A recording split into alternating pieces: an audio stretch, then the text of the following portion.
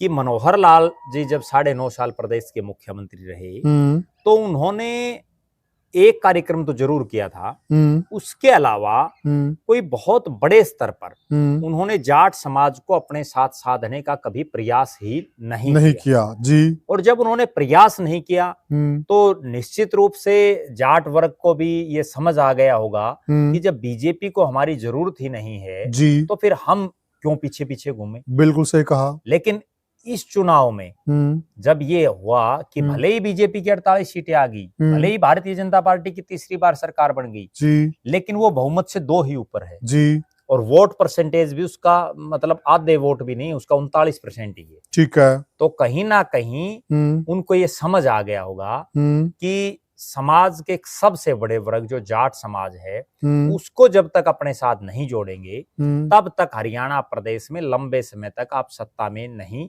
रह सकते।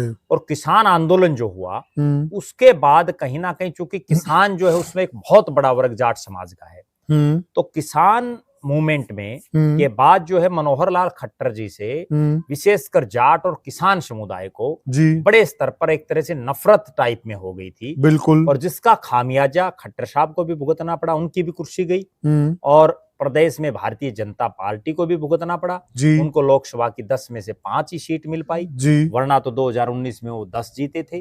और विधानसभा में भी कांग्रेस के गलत टिकट वितरण की वजह से भारतीय जनता पार्टी की सरकार आई, वरना यहां भी उनको खामियाजा भुगतना पड़ता।